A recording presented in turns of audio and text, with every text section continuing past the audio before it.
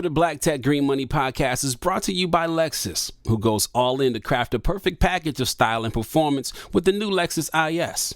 A well-appointed cabin and available track-tuned V6 help make the new IS the luxury sports sedan.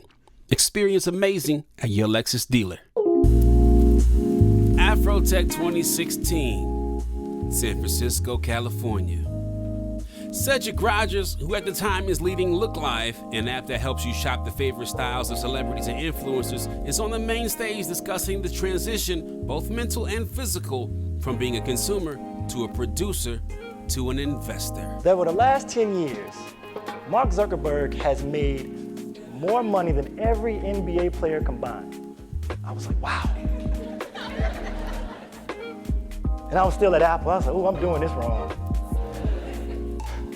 So I said, I want to move from being a consumer to a producer to an investor. And Paul said, you know what, Cedric, you're living the same challenges as most of us. It's called the dreamer's dilemma. See, either you can risk chasing your dreams, or you can have the safety of working on someone else's. Question is, which one you gonna choose? It's easy. I went to Tech Square Labs. It's in Atlanta, Georgia. For those of you all on the East Coast that want to think about building, this is a place that you can come and learn how to build something from nothing. You got to do what you love. Prioritize your passion, but tell the world, because they'll hold you accountable. And from there, you'll be able to make it happen. So the way I say it is, listen, don't define your destiny by where you are today. If you have a plan in your heart, go after it and achieve it. I'm Will Lucas, and this is Black Tech Green Money. I'm going to introduce you to some of the biggest names, some of the brightest minds, and brilliant ideas. If you're black in building or simply using tech to secure your bag, this podcast is for you. Collab Capital is an investment fund leveraging financial, human, and social capital to help black founders build sustainable, innovation-centered businesses. The three managing partners, Barry Givens, Burks and Justin Dawkins, are previously operators and engineers who've run innovative startups, raised significant venture capital, and successfully sold their companies. I asked the partners about the state of black startups and what is unique about this current moment in history that make Collab Capital both an opportunity and necessary step in their respective careers. It is so important right now to be supporting investing in black founders, because we know that this year alone has been crazy for everyone, but in particular for black founded businesses. There's some scary statistics out there around the fact that 40% of black founded companies may not recover at all from COVID. And we want to make sure that the companies that we can support actually do make it. And so even before that, though, even before this year and before, people became more aware of the fact that black founded companies needed more resources, we already were on this mission to invest in black founders. And it was really born out of our own journeys. All of us have built companies before. All of us have had difficulty raising money before, getting access to the right networks. And so we kind of made a vow to ourselves and to each other that when we could, we would make sure that the next generation of entrepreneurs coming up behind us would not have to deal with some of the things that we had to deal with on our journeys. So that's really the why is, we saw this opportunity in the market to serve black founders. We think there's a huge market opportunity, it's not a charity opportunity. It's really a business opportunity to support black founders. And we felt like we were the right people to do it, given our experience and given our backgrounds. Barry, let's talk about that. So, being venture funded in your career trajectory, your business, and what is it about the traditional VC ecosystem that may not be great for black entrepreneurs, where we get, disproportionately affected by decisions or ways of doing business? Yeah, I'll touch on two quick points covering that. And thank you for having us today too. We'll appreciate it, man. Get that out the way.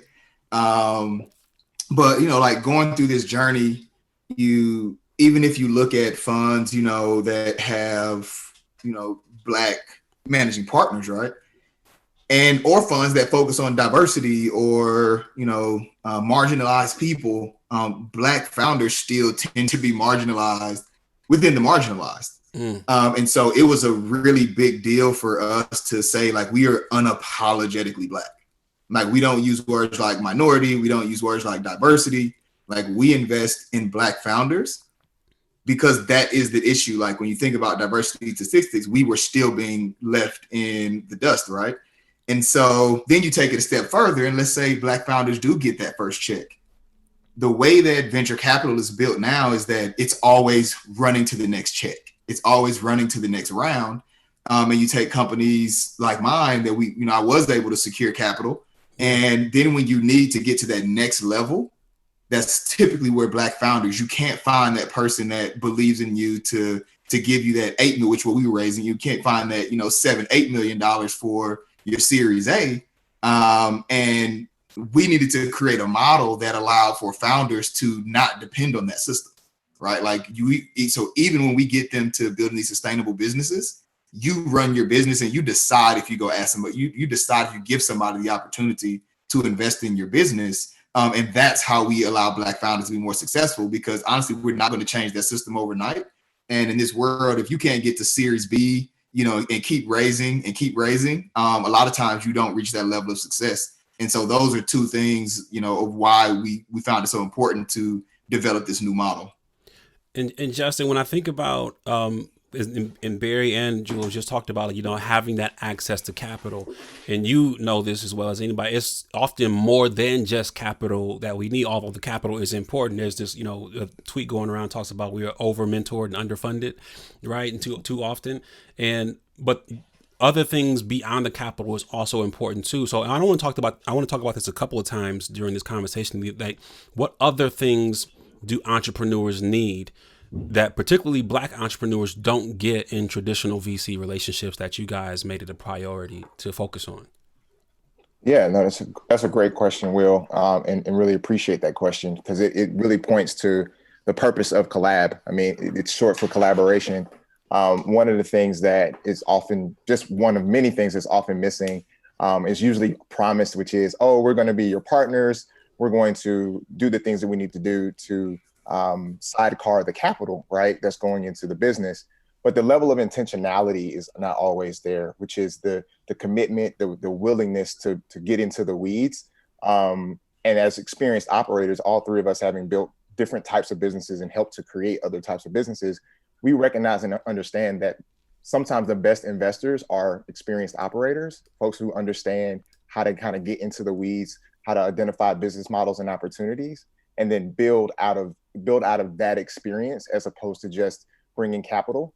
And then the other thing is access to networks, right? Yeah, so business is still relationship centric. And so no matter how many machines and artificial intelligence we put in place, we need relationships and, you know, 2 notches above warm intros. We need highly intentional relationships that are developed and nurtured.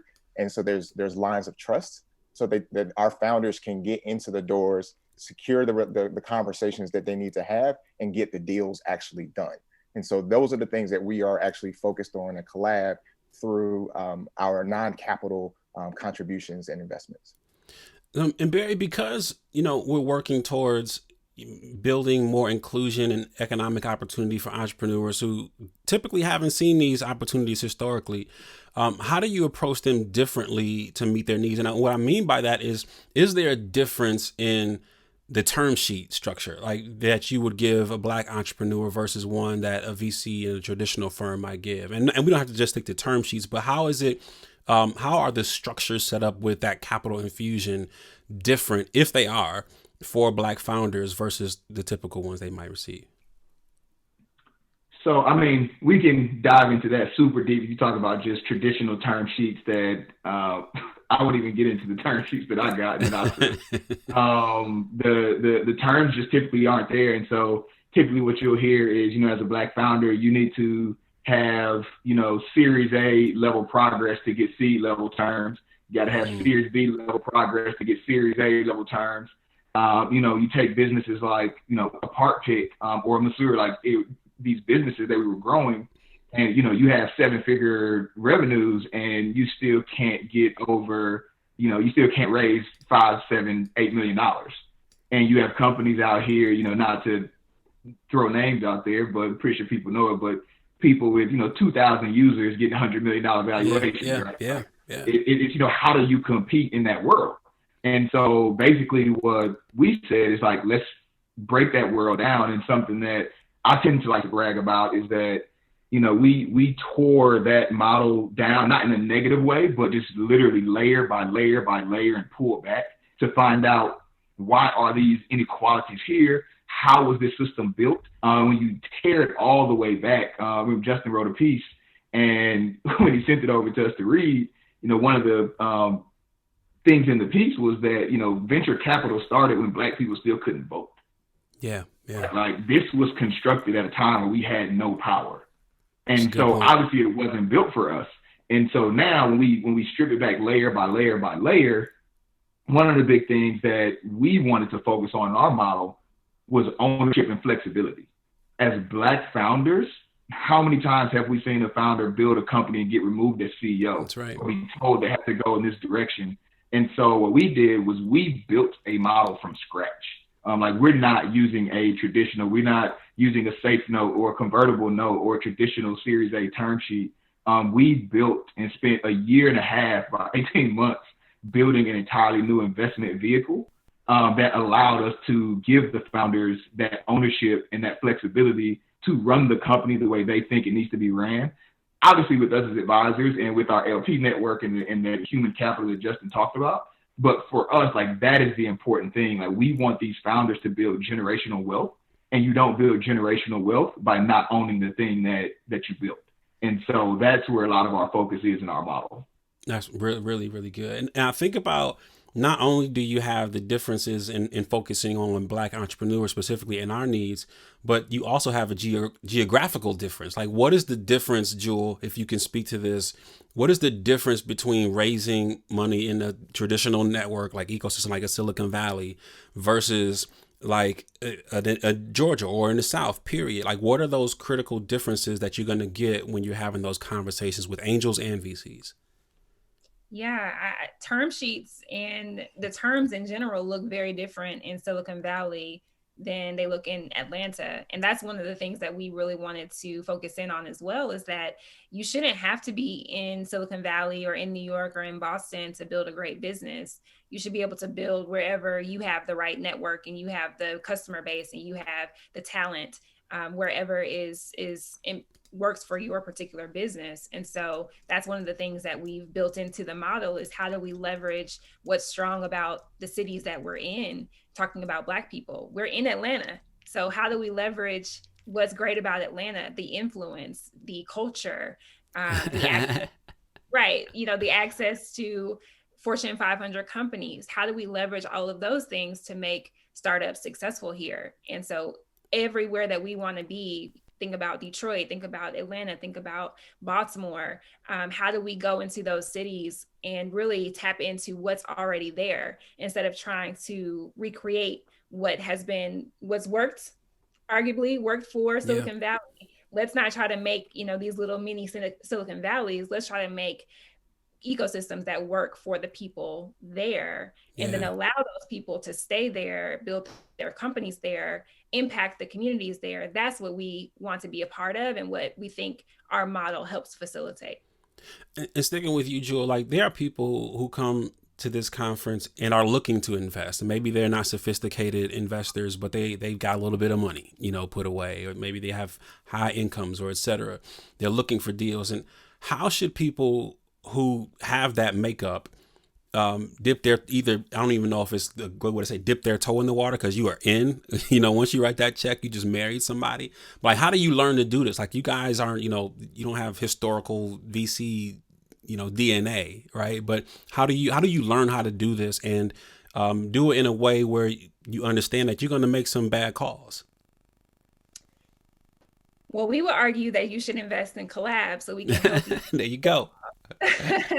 But one of the things that I did, and Barry and Justin have done as well, is we got out there. We started writing checks and putting our own capital at risk to see what is this thing all about. So before we started Collab, I was experimenting with different ways to put together deals with my angel investments, and then also learning from other funds through LP investments. And so the best way to learn is really to put some money out there and see what happens. And I always tell new investors, you should invest like this money is not coming back. It's very risky to invest in early stage companies, but one of the ways is just to start, even if you're starting small with, $1,000, $5,000, $10,000 checks. That's one way.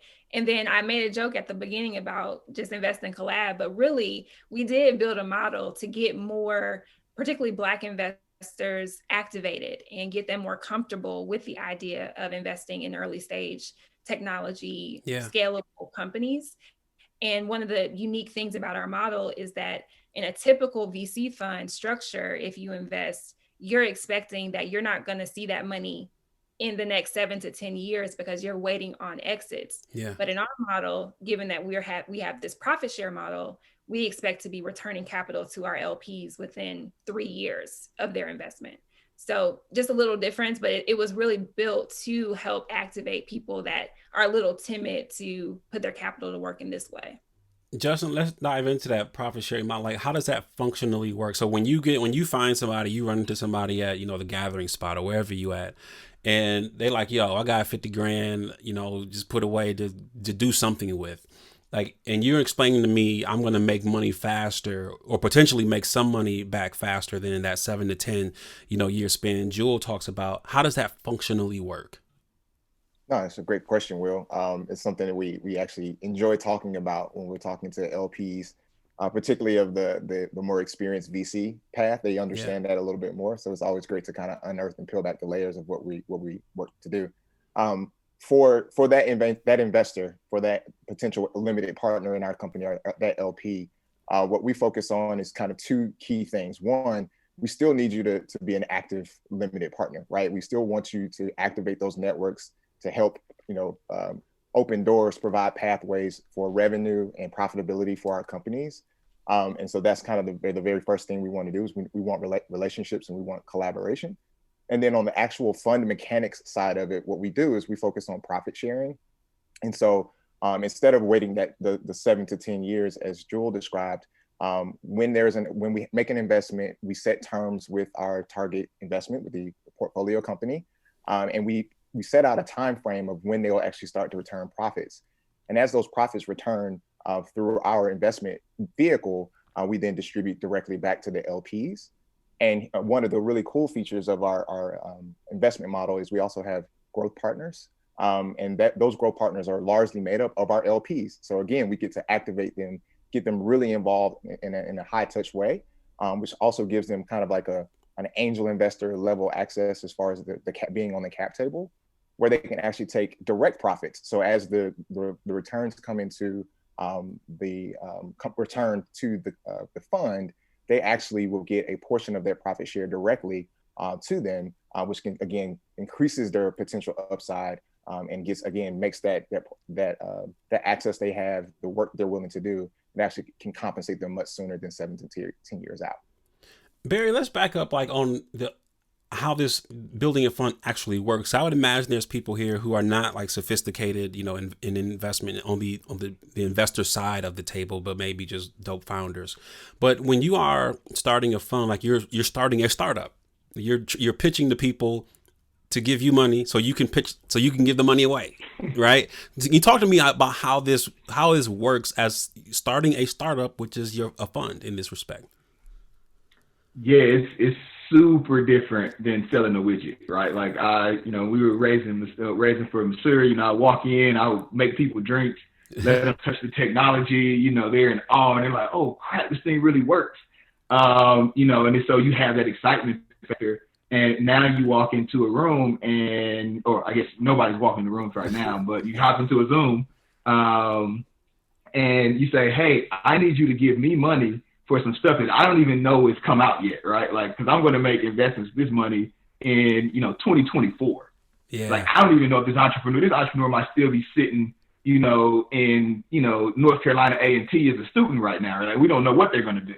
Right. And so that's one of the more difficult parts. But I think just as far as getting a fund off the ground, one of the things I love about our team is that we're operators, right? Like, this is what we do. We go into systems or, industries, and we say, hey, there is a gap here. There is a problem. And so if you even comb through our website, we don't even mention ourselves as venture capitalists. We call ourselves capital entrepreneurs. Yeah. Like, we saw a gap. Like, there's this big economic gap between people that get funded by bank loans and people that get venture capital.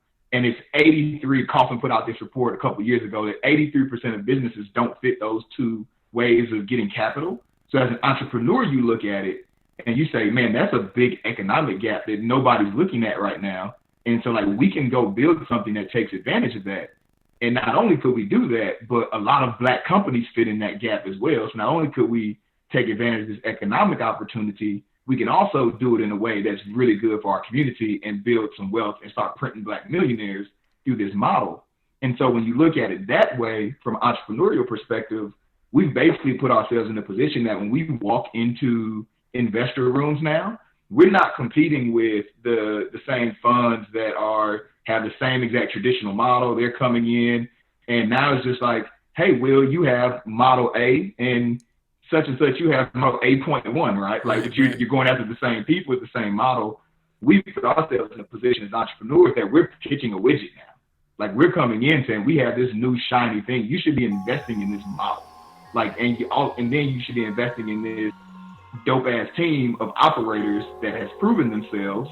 And so we've gotten ourselves comfortable because we're pitching like founders now when we're walking in. And so we're not pitching like a traditional VC would walk in to go raise capital for a fund. And as you can see, this gets me excited because now we've put ourselves in the zone to make ourselves successful.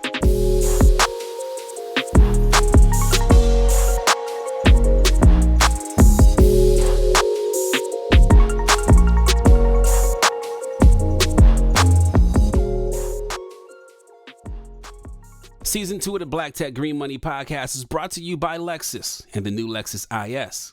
With an available track-tuned V6 engine and responsive handling, the new IS went all in to deliver you style and performance. See how when you experience amazing at your Lexus dealer. Every investor is looking for specific things when they think about putting money in a startup. Maybe when they're vetting an opportunity, they're looking at founder pedigree. Maybe they're considering the viability of the tech. Maybe they have a fear of missing out on the next Google. Who knows? For Collab Capital, what sparks their interest enough to take a meeting with a startup founder, particularly at the earliest stages when there isn't a ton of proof of concept? Justin Dawkins speaks on it. Yeah, that's a great question, and this is definitely the sweet spot. This is where I love to operate, just personally. I think we look for two key things, or I look for two key things. One is grit, right? So tenacity, your ability to solve problems and take in advice and guidance and being able to discern. And that will take some work and some getting used to, especially for early stage companies. But I do look for that in a founder. Were they able to solve a problem, or how far they were able to get in trying to solve their problem before they look for outside help? So that's one thing, right? That's that creativity.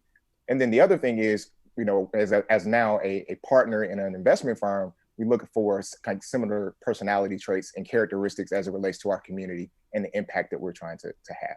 So one of the signals for us is, yes, wealth comes with a lot of benefits, right? So yes, you can go and buy homes and nicer cars and, things, but more importantly, why are you doing this work? And what is it that you ultimately want to do with the wealth that you're generating for you, your company, and the community?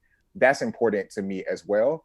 And that's why I started with social impact with when I did the work with Goody Nation, was I really, really wanted to focus on folks who wanted to solve tough problems.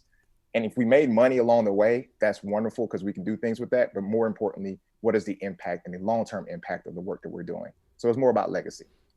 So Jewel, I think about, when I hear an answer like Justin's, like, how do I show you that grit when I'm walking in the hall during Afrotech conference and I see Jewel walking by? Like, how do I get your attention in that moment to where you're like, oh, you know what, we should talk after this? How do you do that? You know, it's hard to do, especially at a conference like Afrotech. I'm, you know, given that we're now all online, I'm assuming there will be new and innovative ways that people can kind of get that attention. But to me, it's not about that initial meeting. I mean, that's great. You need to be able to make yourself known and tell somebody in a split second what you're working on and why they should care. But it's really about the follow-up. I think that is the critical point that people need to pay attention to is, okay, you met me, you know how to get in touch with me, but then what are you doing after? And are you showcasing over time that you're on this, you're making progress with me or without me, you're still making it happen. That's a big thing I think a lot of people miss because they're waiting on somebody to show them the way or to give them something and being stagnant. But the people that really impress me and the people that we've invested in so far are the ones who are able to showcase over time. This is where you met me. Now it's a month later and I'm a little bit further. I'm a little bit further. And I'm telling you, I'm dictating that progress over time. That to me is what gets me excited and makes me like, okay, well, you're on it. Let me get on your train because you're going somewhere. So I think that's what we look for as well. You know, Jewel also has security walking around Afrotech too, so you got to get through her security before you get to it. So. 6'6", 290. Yes, you got to get past them boys. And just I think about you know, this is Reid Hoffman quote says, you know, if you're not embarrassed by the first launch of your first version of your product, then you launch too late. And, you know, when you think about, you know, you're a full stack entrepreneur, a full stack engineer, what are your thoughts on when you're evaluating, you know, some tech that somebody's pitching you to invest in, the technical viability of this thing? Like, what are you looking for in that stack, that code, that whatever, that, you know, its ability to actually make it in the world? Because I imagine if I'm Barry, you know, and I had that machine, you know, and I'm taking this to suite, I'm going to go show some people. I'm nervous, armpits are sweating. I'm like, please work today, right? Because it's tech, right? And so you haven't always mastered it, especially in those early stages. So when you're building technology, Justin, like, how are you as an engineer looking at that stack to make sure that what they say they can do, they can actually do? Yeah, great question. I don't think I've ever been asked this question, so I really appreciate it. Hey, The first thing is I'm self-taught, so you know I taught myself how to design. I taught myself how to script and build databases, and like everything I've ever learned, I learned it on my own. And so I give a lot of grace to product and to first iterations and early versions of product. Because I understand that if you piece this together with a no code or low code solution, or you may have gone to 2 or 3 developers, and that language barrier, like sometimes figuratively and literally, depending on where your development team is, I understand those things because I've dealt with those things firsthand. I've cleaned up code. I'm sure I've delivered messy code that someone else had to come behind and clean up as well. And so I think that the first thing that I look for is the value that you're providing actually as the end product, more so than the actual functional parts of the product. Because I understand that with the right team and the right capital, we can always re-engineer, we can refactor it and rebuild it, and get it to a more stable or scalable place. So the first thing I do is just, how far did you get? Like, what did you learn? What were you willing to learn? What were you maybe willing to do on your own to get you as far as you could go before you brought in that third engineer, or before you committed to a CTO? I don't want necessarily for founders to run around and bump their knees all the time, but I do appreciate and respect, you know, being able to piece it together and ultimately provide value. And if somebody's willing to pay you for a product that is imperfect, that to me is a great signal that there's something really, really viable and big here. Because if someone's willing to pay you for something that breaks down occasionally, but still provides that means that the need is strong there, and that's a great company to be working on and build. You know, Jewel, I got to follow up with that response because I know when you built PartPick in the beginning, like you had contractors working on this now, and being on the other side of the table now, like what are your thoughts on technical contractors? I mean, do you find yourself as an investor, you know, perhaps giving preference to people who have internal teams? And here's why I ask is because I do believe also there is value to having somebody come to you who's been able to engage smart people and sell a team to coming along this journey with them, right? So what are your thoughts on that? Yeah, so in a part of the answer is it kind of depends on what they're building. If they're building something that is where the technology is just a means to the end and it doesn't matter so much, that's not the core of what they're doing, then I don't think it's a bad thing for people to engage teams or contractors if it's really just part of a solution. If it is something like what we were building at PartPick, where the core of what we built was the technology, then I'm expecting the person to be able to attract that first early core CTO or technical co-founder because it's core to what they're building. So that's the first thing I think about is what are you building? Is it something that you can pull off the shelf, or are you trying to build new technology that actually needs a dedicated engineer, expert in-house to build it? So that's one thing. And then the other piece to your point, I think that first person or few people that you attract, that says a lot about you as a founder. And you're going to have to keep doing that over and over again, attracting folks to join your team, attracting investors if you decide to go that route, attracting customers. So I think that's an early indicator of how good of a salesperson you are to bring people onto the team. And yeah, so those are the two things that I consider is it crucial to the product or to the business? And then what am I able to learn about the founder as far as what they've been able to attract to them? I think people could tell a lot more about, if they looked at PartPick, they could actually tell a lot more about the business by looking at folks like Dr. Nashley Cephas, and the fact that we had 5 PhDs from Georgia Tech that were on our team. If they were looking, they would be like, oh, okay, there must be something here that all these people have decided to spend time in this way.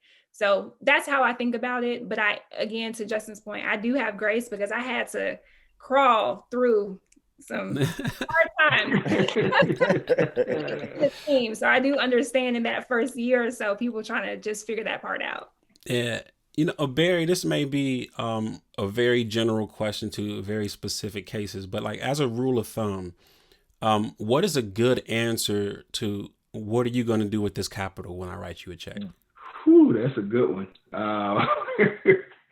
There are several good answers. And I think it's really, to your point, it's a general question, right? I think different companies need different things. From a general perspective, I think just having a plan, like even if it's not 100% right, like just showing me that you literally thought through, like I'm going to need to hire these 4 people and they're going to cost in my region, right? The average developer costs $80,000 a year, and I'm going to need 2 sales associates. And they're going to be on commission for this much because I can't afford to bring in like the fact that you went through that exercise, the fact that you went through and said my AWS costs are going to go from here to here, and then that's to your customer growth, right? Like the fact that you thought through these things and you can put it in front of me and show me that your mind's in the right place, but at the same time, maybe you're a first-time founder, you're early in your business. We invest pretty early,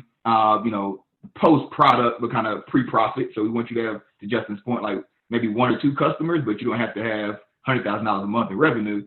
So where we invest is early too. That's up to us as good investors to come in and say, there's something here. And the way that they just put the work in, we can polish it, make sure that we sit down with them and say, you don't need 4 developers, you need 7 because you forgot about the testing team. And, so like we can go in and help them model it out and polish it. But this gets back to also how you see grit, right? Because now you're coming to me and, this was me, right? I was a first-time founder, never been around entrepreneurs in my life. And, but when I came with my deck, I had probably too much stuff, right? Because I was just spending time like I probably need to know this, and I need to have this chart, I need to have this worked out, and half of it was probably shit, right? I don't know. Yeah. Like it was, but at the same time, I was up like middle of the night, tirelessly researching, trying to figure out what I thought I needed. And so, like I said, it's hard to just get into specifics to say I need you to say these 3 things. But the fact that you have a map, and you also have a destination to show me when you give me this $500,000, I'm going to do these things on this map, and my destination is over here, and I'm going to be profitable because it's going to get me to this many customers, and my customers pay me this much a month. The way may change that you get to it, but at least we know where we're trying to go. And it just shows me that you're a founder that I want to work with, that I can sit down and ideate with and get on a whiteboard. Like, that's the kind of stuff that's exciting to me. So, Jewel, is it important, to Barry's point, that $500,000 I'm going to take in over 2 years, that's going to take me to profitability? Or does that $500,000, is it okay that $500,000 takes me to the next round of funding? Because I think a lot of entrepreneurs have that pressure, like, yo, I got to check. I have to bring a return on this round of funding and not maybe the next round. That depends on the investor. If you're talking to us at Collab, we are going to try to make a pathway for you to take that $500,000, that first investment, and get somewhere close to profitability, because that's how our model works. And that's what we actually think. We want to build businesses that can be profitable and sustainable, so that the founders don't have to go out and raise more capital if they don't want to. That's our model. For a different investor, you're going to get a different answer. Most traditional VC investors, profitability is not a focus area in the first several. They actually want you to reinvest any profits back into the business, just go for growth. So you really have to know who you're talking to. And as the entrepreneur, it's important to know what you want. Do you want to build a profitable business, or do you want to, a venture backable business? So that's the choice. That's really good. But like in the early stages, like Justin, like how should I then value my company? So how do I set the price? Like when do I know if I should set a price, or I should, set a price later via a convertible note or a safe, or so? Like what's the best strategy for thinking about how to price a company or not price it? No, that's a great question. For our model and for all intents and purposes with Collab, it's not necessary that you price around. To Barry's point, it's important that you understand what your costs, right? So you have a milestone, you have your OKRs, your KPIs. It's going to take us to get from milestone A to milestone B. It's going to take this much work, effort, and cost, right? It's this amount of money. Those things are important. The value, we look at it differently. We look at it again as when you choose the Collab Capital pathway, you are opting for more ownership of your business, and you're looking to build a sustainable business that whether you get another penny from outside investment or not, you can employ people in your communities, you can put yourself on a nice salary, and you can provide for your families and the families of your team members. So our metrics, our measurement tool is slightly different. Now, when you decide if you're on the Collab Capital pathway and you decide that, or through work, it's revealed that, wow, this actually is a much bigger business, or there's a bigger opportunity if we put this on the traditional VC pathway, then what we can do and what we will work with you on is helping you price that round, right? So now you've actually increased the value because you've actually focused on building a viable, profitable business. You can take the money that you want to take. You don't have to be pressured or feel that amount of pressure from venture capitalists based on their terms. You actually get to set the terms, and we'll be happy and glad to do that with you because we've been a part of the business long enough to know how the business works and where the profit is and where the growth is. But then also those warm introductions that people talk about so often are red hot, and it's really about finding the best investors that are going to help you get to that milestone and those exits and those acquisitions that we all on the VC path you typically would look for, while still preserving a much larger portion of the equity stake of the business. So I hope that answers the question, but that is the Collab answer to that question.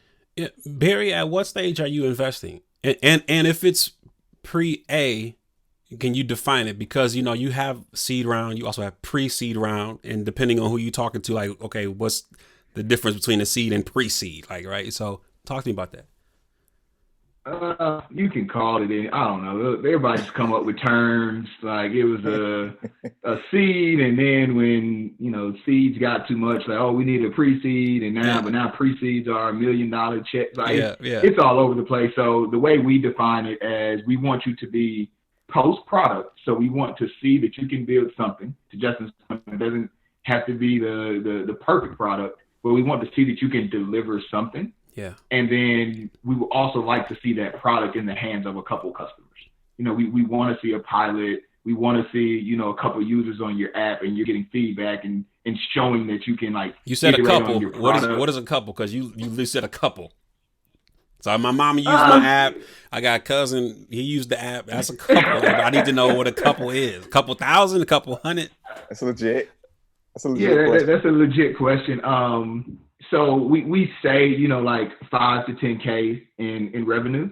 Will we go above that and below that in some deals based on the viability of the product and the team? Maybe they're a little bit earlier, but they have a pedigree. We're investors still, so we still will have some of that. You've built something before, you've shown your success. Maybe you built that confidence up in investors, so maybe we will do it a little bit earlier. And then also it's going to be, we may take something a little bit earlier if we have a really, really good growth partner in our network that we think can take this thing to the next level, and they just need some help, So it'll be some iterations, but I would say the majority of our investments will be that kind of post-product. You got several $1,000s in early revenue, and we're going to come in, get you with some growth partners, get your marketing stuff set up, help you with your sales, and really help you take that in a profitable manner to, like that 10 million, we kind of have this target of wanting to get companies to $10 million in revenue. And that's how we return our fund back to the LPs, to get our companies to $10 million in revenue at 30% profitability. And so that's the train that we'll get you on once you come in at that target.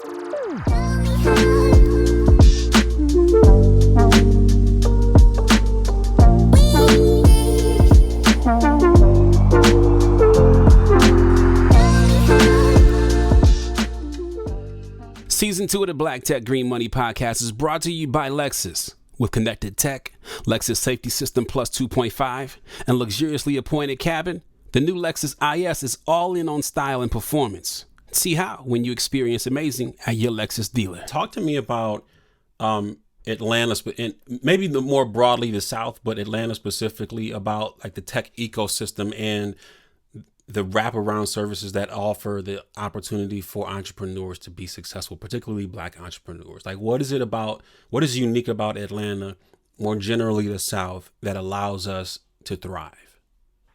Yeah.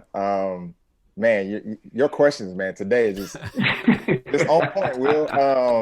I love Atlanta, if you can't tell, between my hat and my shirt.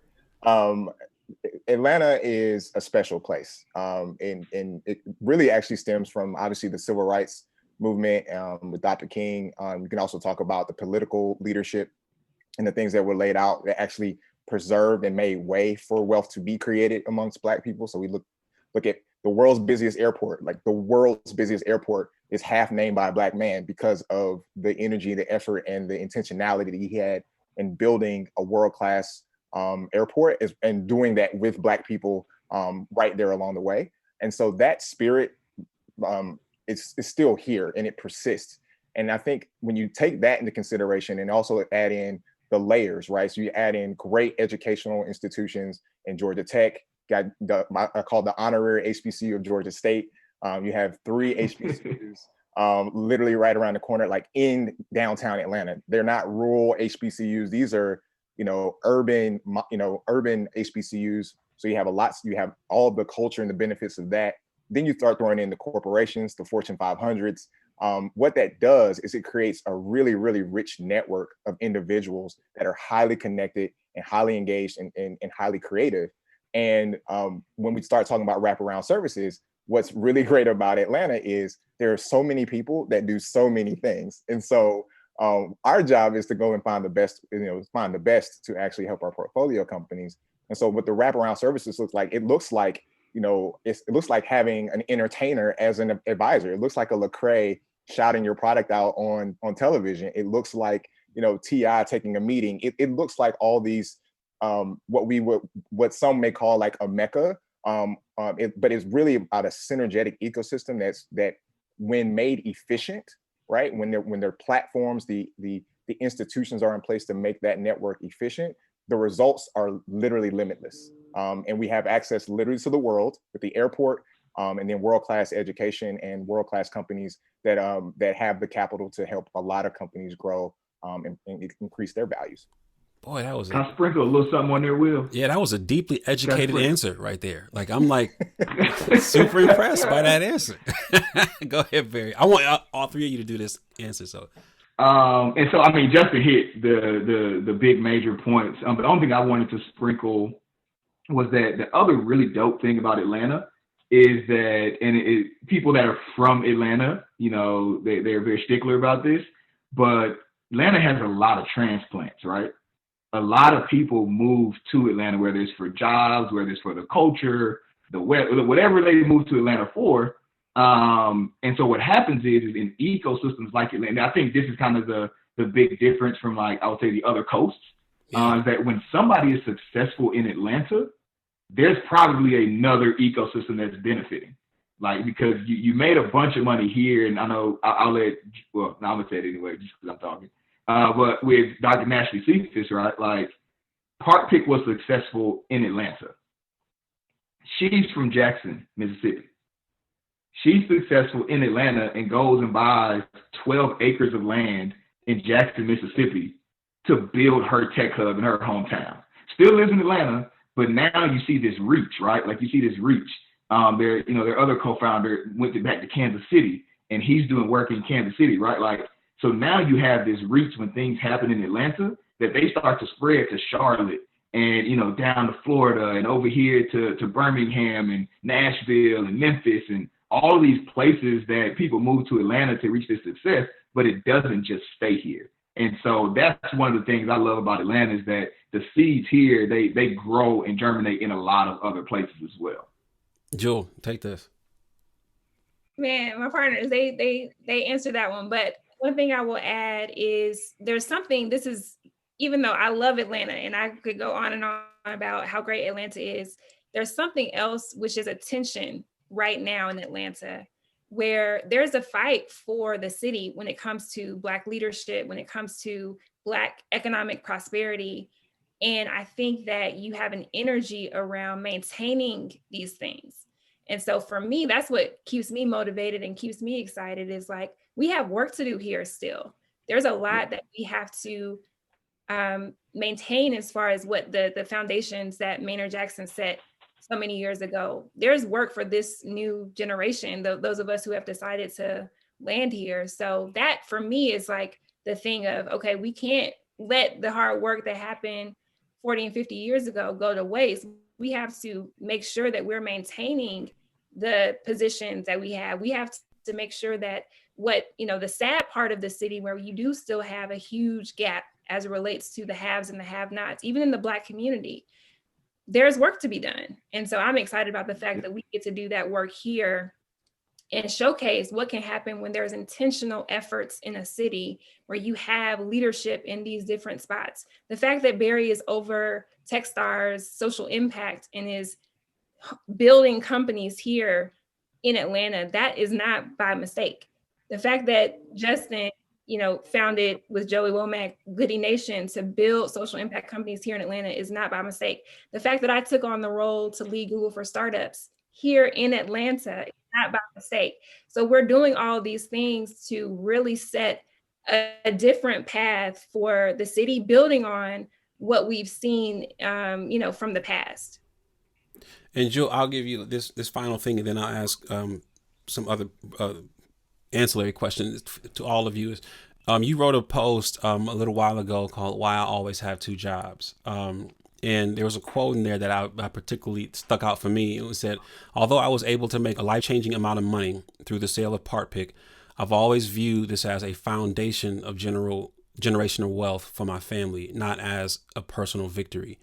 Can you talk about the the personal responsibility you felt to not just ball out and go, go get the grill, right? I know the grill's on order, right?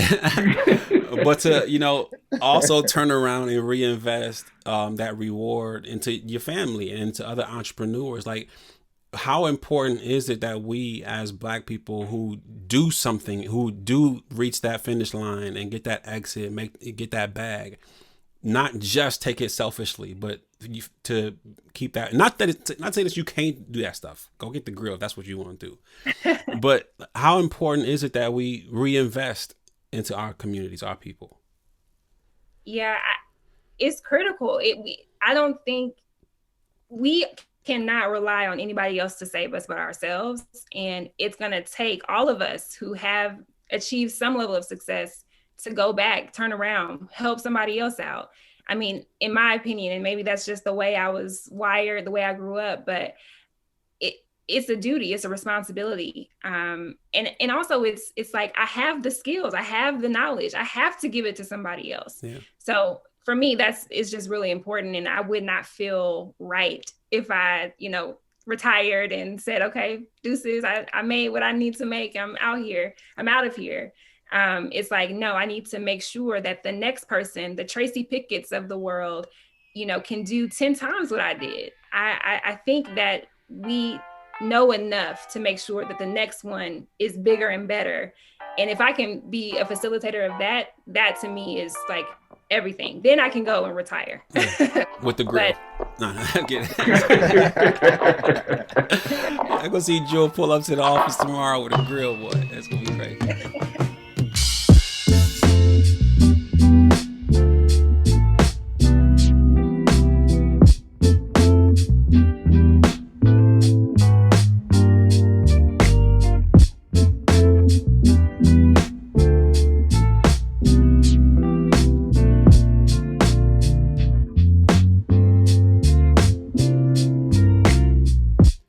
Black Tech Green Money is a production of Blavity Afro Tech and is produced by Morgan DeBon and me, Will Lucas, with additional production support by Love Beach and Raven Nearboard. A special thank you to Micah Davis and Sakara Savagnan, like the wine. Yes, that's his real name. Learn more about my guests and other tech disruptors and innovators at afrotech.com. Go get your money. Peace and love.